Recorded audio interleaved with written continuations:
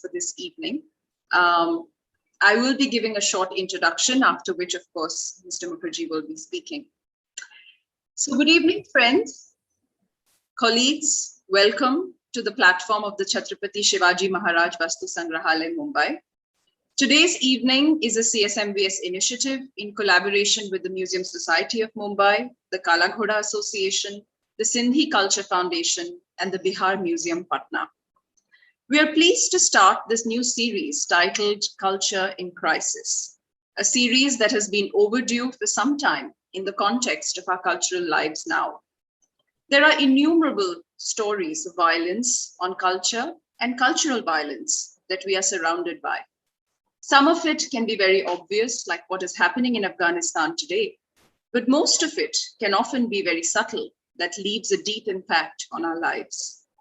At the center of all this is what role does and can a museum play? For centuries, museums, even colonial museums, have been rescue centers for objects destroyed by violence, wars, loots, and natural disasters. While it is very easy for contemporary debates to trickle into ideas around repatriation, what we often forget is that museums, in principle, are centers of care and love for objects. And they're also centers where ideas embedded in the objects get released and become relevant for the public of today. But a lot depends on their leadership. Although we have worked with Mr. Mukherjee for several years, me and my colleagues feel a special sense of pride and honor in introducing him today, because he has taken this difficult yet brave step in leading a thought as complex as this. He speaks today on why has culture always been the victim of war and human conflict. We shouldn't forget that he's not a theoretician, he's a director with many practical, administrative, and diplomatic responsibilities. And when someone like him picks up the power of research and history to demonstrate solutions and offer understanding for today's issues, he's writing a new chapter in the future of our practice. And we feel quite proud to be part of this movement. I now invite Mr. Mukherjee to speak. There will be opportunities for questions in the end, and I will be happy to moderate them. Please put your questions in the chat box. Mr. Mukherjee, over to you. Thank you, Jyoti, for your wonderful introduction. I wish to thank Renuka for the arrangement, if Renuka is there. My sincere thanks to all our partners, Dr. Firoza Godrej, Chairperson, Museum Society of Mumbai, Brinda Miller, Chairperson, Kala Ghoda Association, Anita Madnani, Secretary, Sindhi Culture Foundation, and Anjoni Babu, Chairman, Advisory Committee, Bihar Museum, for support and encouragement. I would like to thank a few of my friends enriching me every day from different corners of the world. Mr. Neil McGregor, Maruk Tarapur, Dr. James Kuno, our own chairman, Mr. Eknath Sirsagar, Dr. Vesta Curtis, Dr. Annie Bardell, for their intellectual inputs and constant provocation to think differently. Thank you for your support and help. Can I have the first slide, please? The first slide. Under the common title, Culture in Crisis, I'm going to present two narratives and explore the many roles of culture in building society. The second slide, why the culture always been the victim of war, development, and human conflict. Why is it that culture threatens some people who then try to destroy it? This is something I'm trying to understand. It's a study I wanted to share with all of you. Look at this beautiful stucco. What is clear from the face is that he represents a young boy rather than an adult. This almost complete figure was also once polychromed, but most of the pigments are now lost. This is from the Kal Khandalawala collection from Hadda, dated 4th century AD. Now let's move to the next slide. I just wanted to share the content, what I'm going to talk about. The whole presentation is investigating the root cause of this disease. Why is culture always under attack? Human development and culture. Is conflict the outcome of the present development devoid of cultural values? The role of culture in healing society.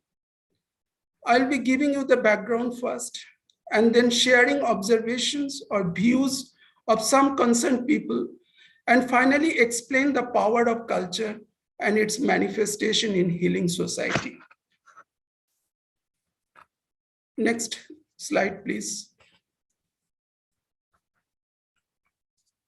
Omar Sultan, the former Deputy Minister of Information and Culture of the Islamic Republic of Afghanistan, wrote in his introduction to the exhibition catalog, The Afghanistan Crossroads of the Ancient World, which was published by the British Museum on 3rd March 2011, I quote, after 30 years of aggression and warfare, life in Afghanistan has more or less returned to normal.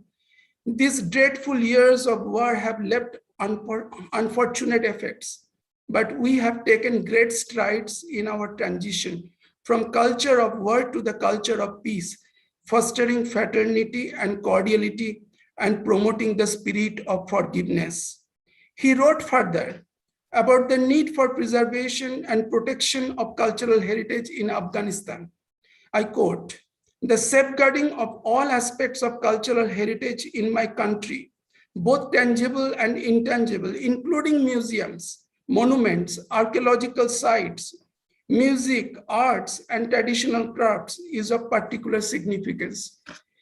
In terms of strengthening cultural identity and preserving a sense of national integrity, cultural heritage can become a point of mutual interest for former adversaries, enabling them to rebuild ties, to engage in dialogue, and to work together in shaping a common future, unquote. Little he knew then about the US government's secret plan to pull out its army from Kabul and Taliban's mysterious entry into Kandahar and Kabul. Once again, we witness a brutal attack on culture. When I say once again, I mean the history of Afghanistan, which is full of human conflict and wars. The National Geographic, reporting from Kabul that the Taliban's sudden seizure of the country has pushed Afghan curators and archaeologists to hurriedly secure sites and artifacts.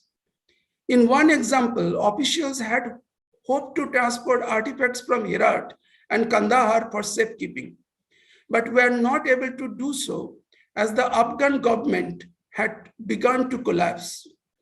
We must remember names of a few important archaeological sites, such as Herat, Begram, Tilia Tope, Al Khanum, Balkh, Kandahar, Hadda, and Bamiyan Valley, because India had cultural relation with Afghanistan and most of these sites.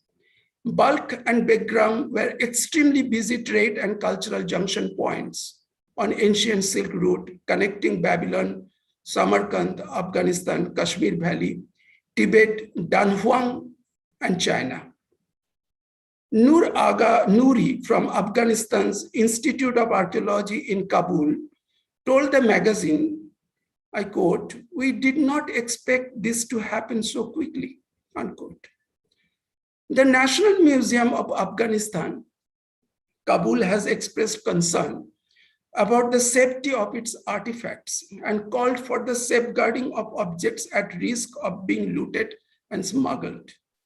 The museum, which houses a collection of more than 100,000 artifacts, posted on Facebook on Saturday, 14th August, saying the Taliban's capture Capture of the country had led to unprecedented chaos in Kabul, and that smugglers were using the opportunity to loot private and public properties.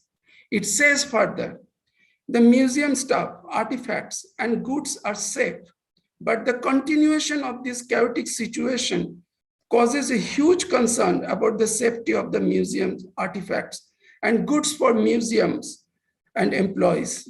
The statement reads, the National Museum of Afghanistan urged security forces, the international community, Taliban, and other influential parties to pay attention to the safety and security of objects and do not let the opportunities to use the situation and cause the deterioration and smuggling of the objects and goods of this institution.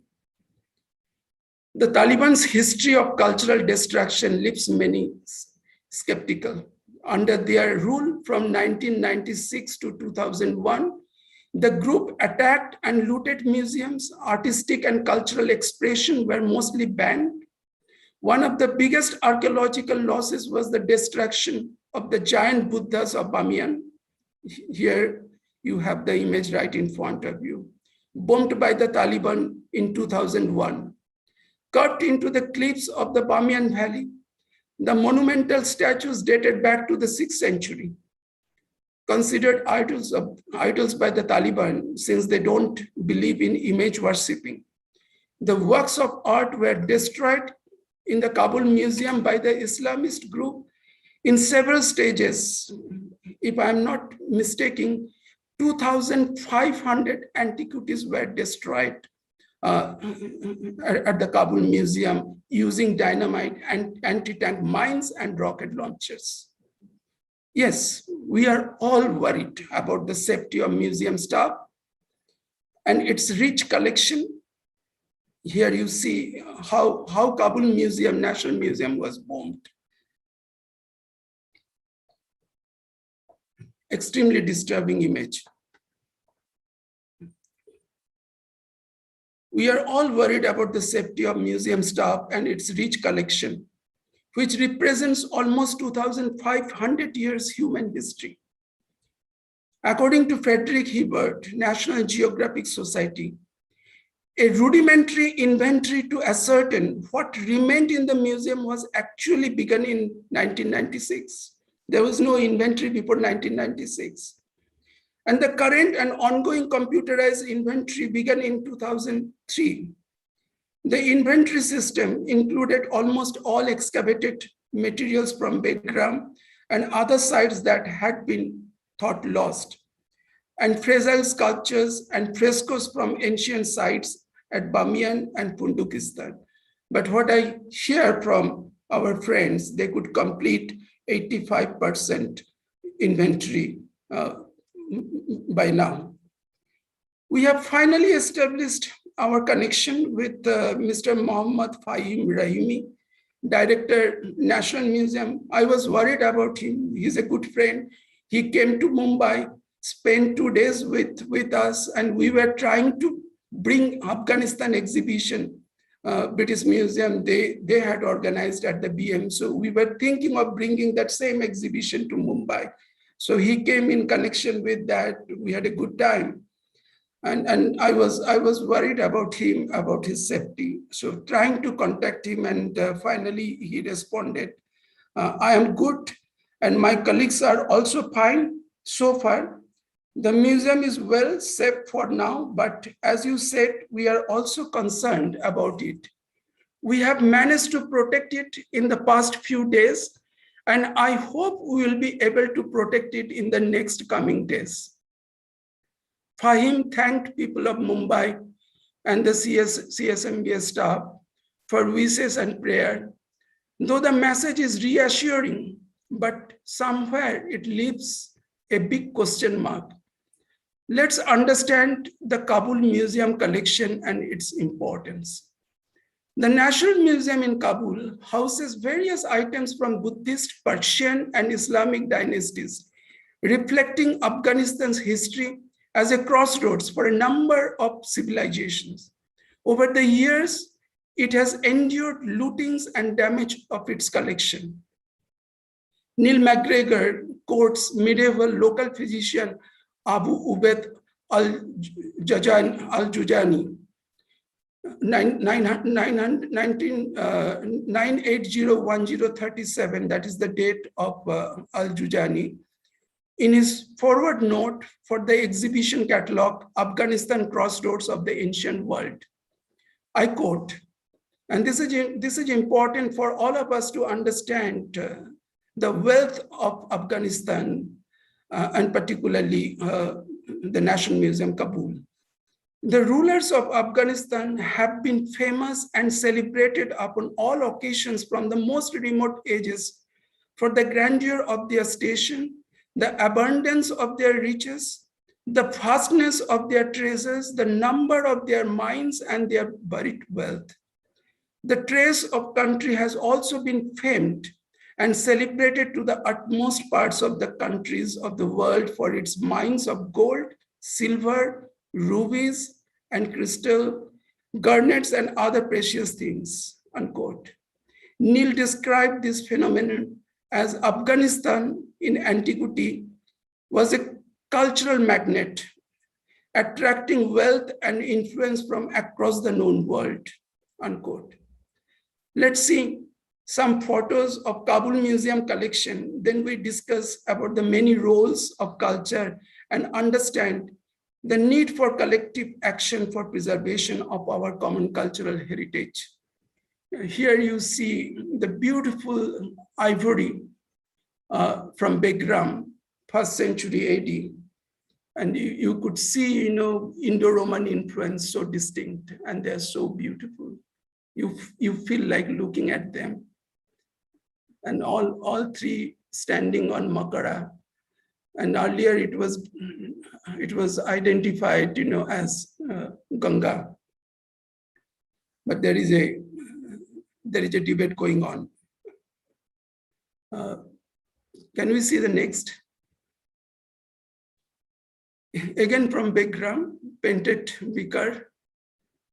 These are the glassware and ceramic works. They're so beautiful, dated 1st century.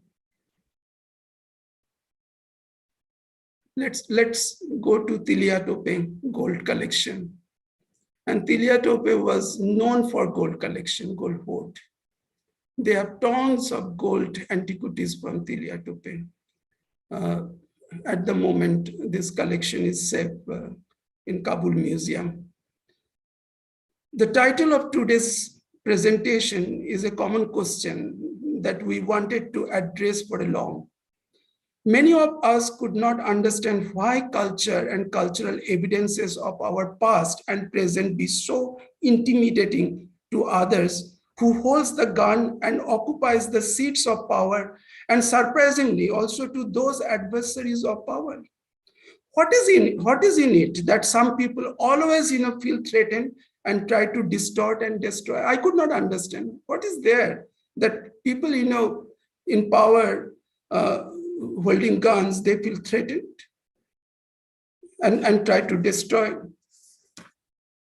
Let us look at some violent attack on cultural evidences in past and present, which is, according to me, an attack on naturalism, humanism, internationalism, and idealism.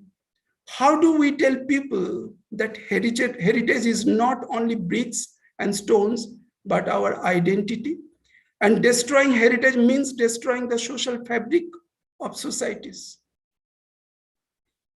Irina Bokabo, the former Director General of UNESCO, writes Getty Trust occasional paper titled UNESCO's Response to Rise of Violent Extremism. I quote, "The 21st century began with the shocking destruction of the Bamiyan Buddhas in Afghanistan. However, nobody expected that these horrible acts would be followed by the rise of violent extremism in Mali and the Middle East. And I could not have imagined the challenges UNESCO would confront with the brutal and systematic destruction of emblematic cultural sites. culture has always been the victim of war and conflict, as collateral damage or from looting of sites. But this phenomena was different. The destruction was used as a tactic of war to intimidate populations, attack their identities, destroy their link with the past, eliminate the existence of diversity, and disseminate. Looking at the pattern of attack, she describes again, the aim was obviously to destroy the history of diversity and eliminate the culture of coexistence. That is the DNA of this region, unquote. And finally, she concludes with a statement, culture alone is not enough to build peace, but without culture, peace cannot be lasting, unquote. Can we have the next slide? In Iraq, parts of the ancient city of Hatra were bulldozed and Nimrut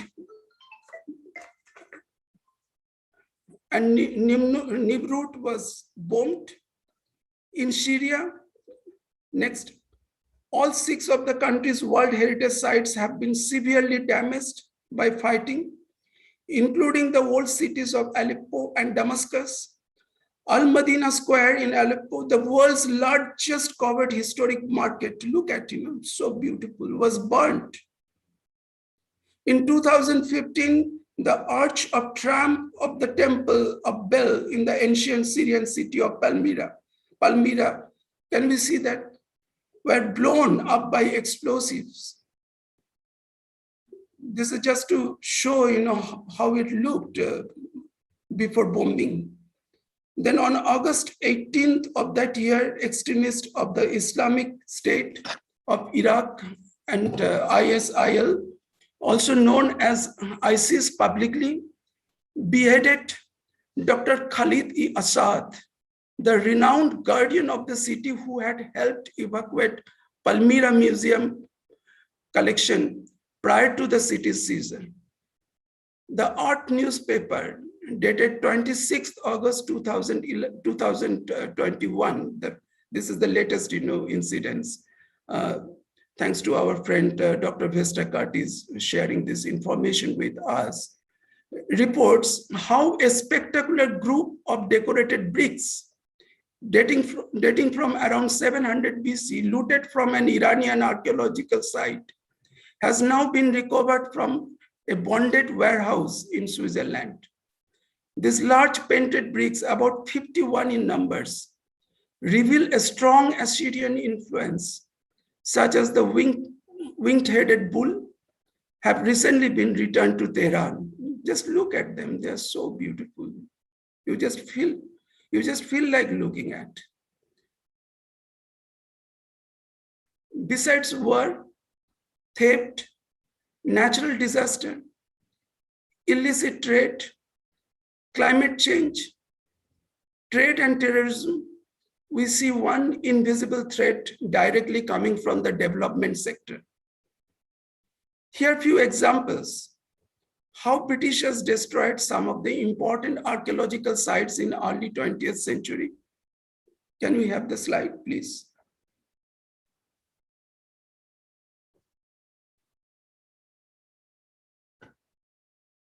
Mohenjo-daro site, bricks were used in 1990 for laying the railway tracks by the British government.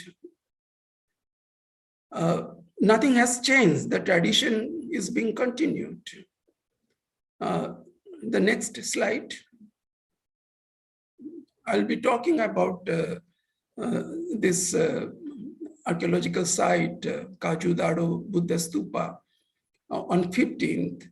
But Kaju-daro Buddha Stupa was systematically destroyed extensively using its bricks in 1890 for laying the local railway tracks and construction of buildings.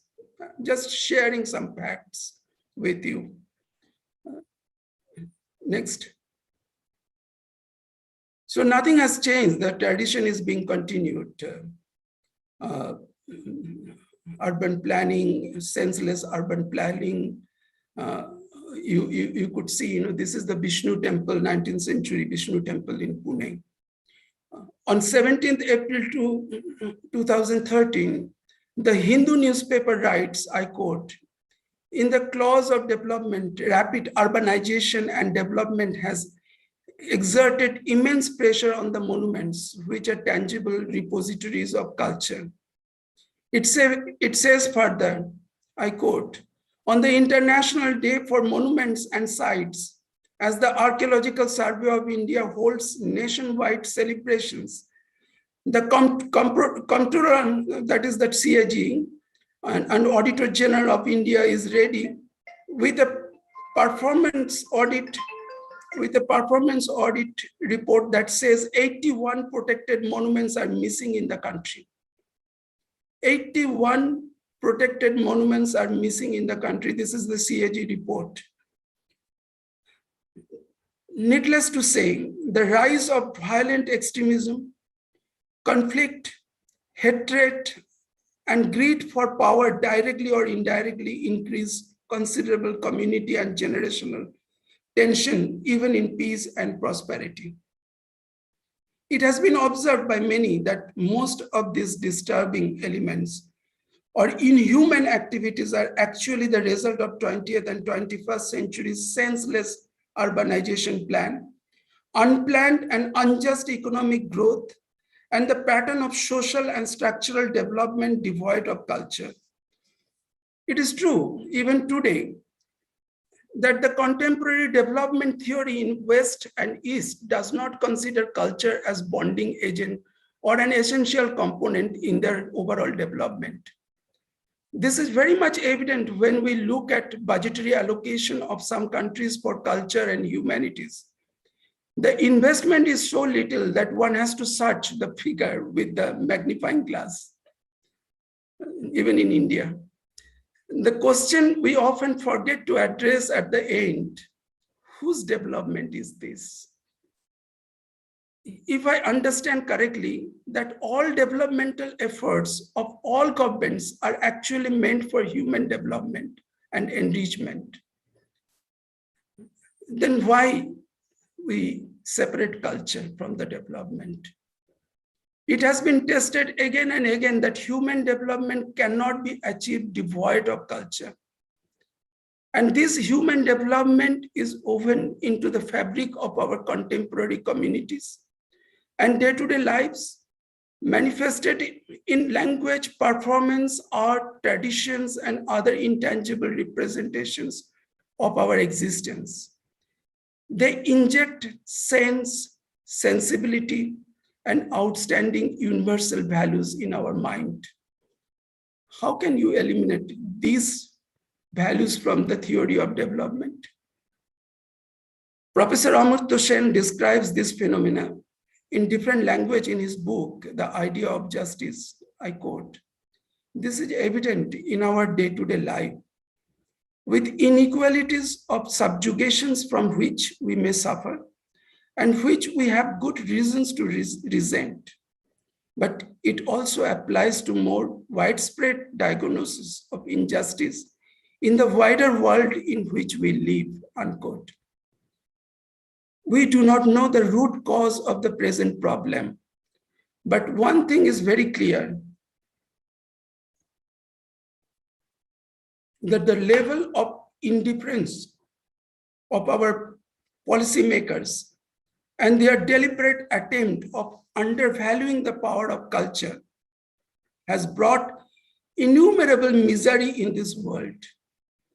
We believe that there is only one history, that is human history, that exists on this planet and should exist if we preserve them collectively. The Greek philosopher Plato says, I quote, culture or civilization is that complex whole which includes knowledge, beliefs, art, morals, custom, and any other capabilities and habits acquired by man as a member of society, unquote. But Socrates was one step ahead of Plato. He said, I quote, Culture is a form of cooperative argumentative dialogue between individuals based on asking and answering questions to stimulate critical thinking and to draw out ideas and underlying presuppositions, unquote. Socrates was right in 3rd, 4th century BC, but our Charbaks, a philosophical Indian school of materialists, in the 1st millennium BC also propagated almost the same theory. There are 4 elements: earth, water, fire, and air. Everything is composed of the unquote. Today we see all the 4 elements are under threat, and largely from the present development plan. This is a development devoid of Chaitanya consciousness. This is the way I can describe, sadly. Can we see the next slide? Trump threatens to bomb 52 cultural sites in Iran if Tehran hits US assets. I could not understand why. You may have political problem with the country and try to find out political solution. But why you want to attack cultural sites? What harm they have done to you and your country? I could not understand. And this is what exactly happening all over the world. If there is nothing, just attack cultural sites, wipe out cultural history. Hope you all understood the power of culture and why people in power are afraid of culture. We could see the fault line, but there is no desire to correct it.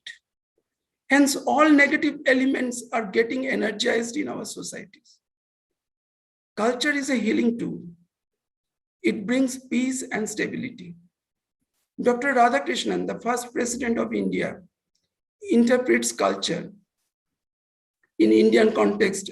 In the forward note, he wrote for Dr. S. Abid Hussein's book, The National Culture of India.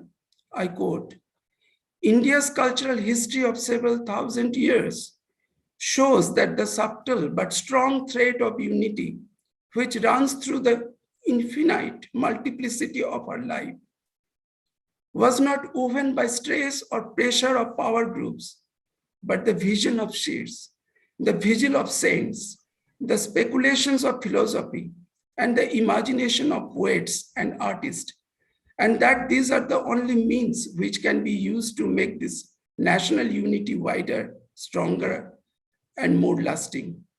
Here, before I end, I wanted to give few positive examples, very interesting example. Many of you probably noticed during India and the World exhibition, the throne of weapons was talk of the city.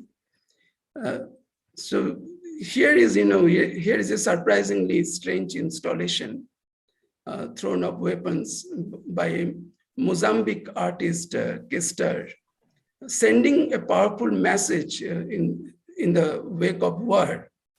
The way it was described by Neil, this throne is made from decommissioned weapons collected after Mozambique's civil war, 1976-92. The war was fought with South African and Soviet backing and imported over 7 million guns and other weapons into Mozambique. In 1995, the Bishop Dennis set up the Transforming Arms into Tools project, which encouraged people to exchange weapons for agricultural, domestic, and construction tools. To prevent the guns from being used again or remaining as reminders of violence, artists from Mozambique cut and welded pieces together to create art. So here, here is an example, and I think we should share this example with our Afghanistani friends. US left so many arms, millions of arms, and they should use, those for agricultural tools, agricultural and domestic tools, and some art forms. So here is some example I wanted to share. And the next slide.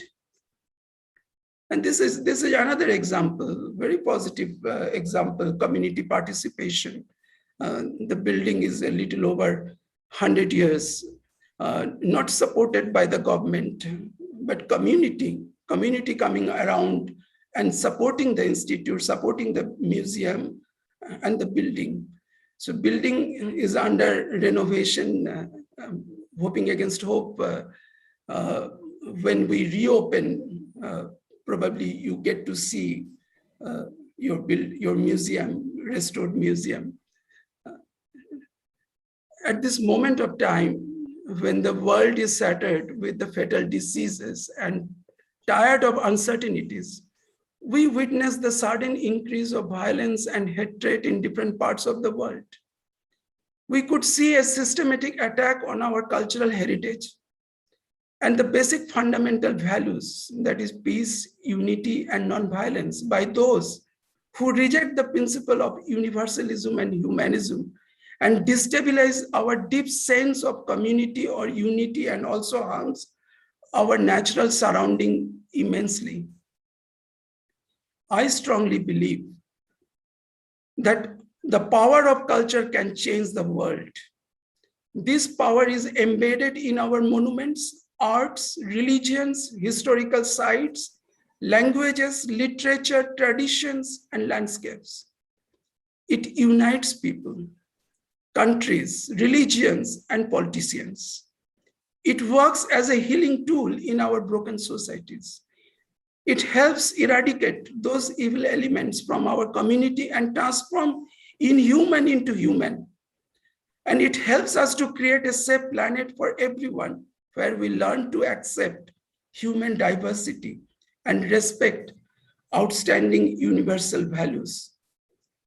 This is possible if states can formulate a new human-centric development approach where policymakers are encouraged to allocate 10 to 15%, minimum 10 to 15% of the total budget for culture and humanities for greater dividend.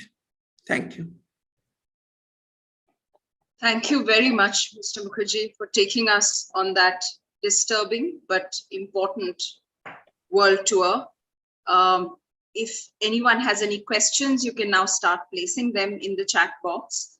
Manjula ji has already complimented you, sir. He says this is a commendable effort, not just what you have spoken about, but also the fact that our museum still continues to be an institution that is supported by the public in the manner that it is.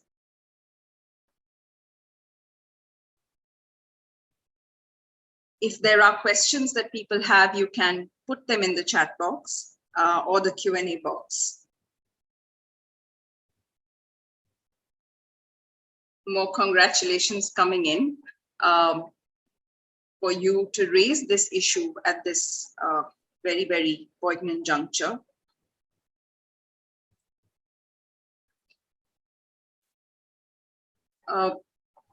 And there's a question somebody's asking, so what role do you think that a museum should be playing, when one sees that such actions of violence are happening all around the world? Museum represents culture. Museum carries the same message: peace, non-violence, all over the world through their antiquities and art objects. This is a building. It houses evidences of past and present, and we try to unite. Culture always unite. That is one thing. Keep it in mind. Culture unites, politics divide. So we try to unite people. We try to tell our community that this is your legacy. This is your history. This is your root, and you need to you need to respect diversity. You need to respect and you need to accept and respect diversity, and that is so important in today's world. So there's one more question. Somebody's asking that, we are in India. How or what is your take on different kinds of cultural destructions that are taking place in our country? And how is it that you would react to some of those that have happened in the recent past? I think I discussed this part, development devoid of culture. So this is something we observed very closely, particularly East Asia, South Asia, Southeast and Central Asia tried to replicate American and European model. Whereas in America and Europe, you find institutes are deeply rooted. Whereas in Asian countries, the present policy makers, they completely ignored the power of institutes. So they started they started something, the so-called development, like smart city and all that American model, replicating American models in Asian countries. Devoid of culture, there is no cultural element. You don't see that that any allocation within the project for culture and humanities, the preservation of monuments and other tangible and intangible heritage. If that is done, then you could do many things, but that is not happening. Even in India, several projects going on here and there. If you observe quietly, then you will understand that there is no cultural element. And as I said, culture injects sense, sensibility, and values, universal values. And you don't see any sense and sensibility in those development plans. Also, sir, there's one question that how can people's participation in restoration of culture encourage, and what can be done in India or with the help of other neighboring countries in this direction? What is important for India? India is blessed with cultural heritage. Unfortunately, we could not create one institute. The same country created several iconic institutes like IITs, IIMs, but one single institute dedicated to heritage management. So we don't have much trained people, trained staff or trained people in the country, which is extremely important country like us, adequate trained staff. If that is done, then we'll be able to restore, we'll be able to manage cultural institute, monuments, and other things. So that is, that is something I have been talking quite some time, the need for an institute, international level institute, heritage institute. And so just one last question where somebody is asking that what do you think is the role of the young people in India when it comes to preserving culture? And how would you articulate that? No, I always say, unite for heritage. This is your, this is your cultural heritage, and you have a responsibility. You step in and support culture, and that will be your contribution to the world, not to your country, to the world. And respect diversity. That is important. If you respect diversity, then you understand the values of culture. Right. Thank you, sir. There's just one more question which can be quite interesting for the people, so I'm going to ask it.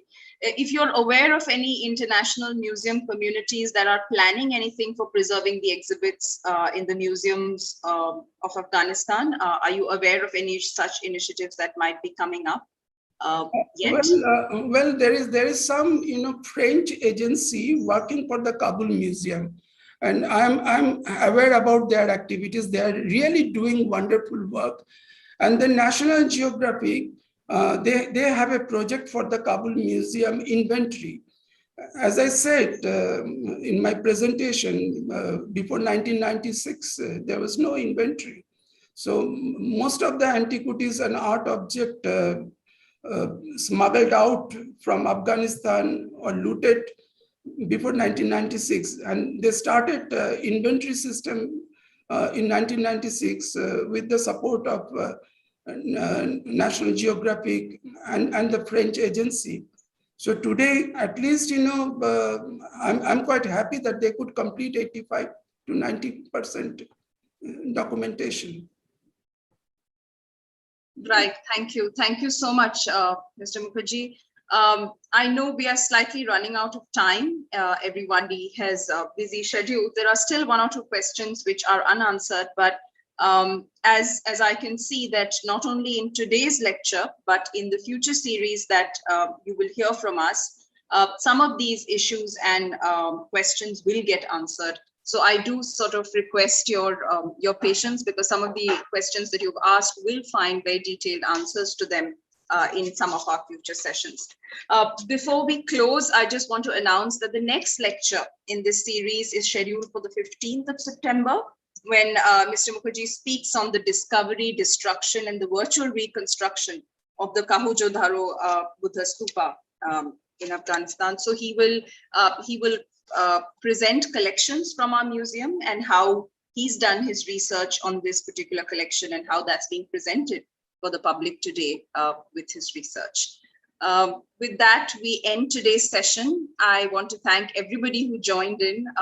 Numerous people from different parts of India and the world have come together to hear you, Mr. Mukherjee. And thank you very much for, again, like I said last time, leading with research and bringing in new information that is relevant for our understanding of the past and the future. Thank you. Thank you, Jyoti. Thank you. Thank you. Thank you, sir.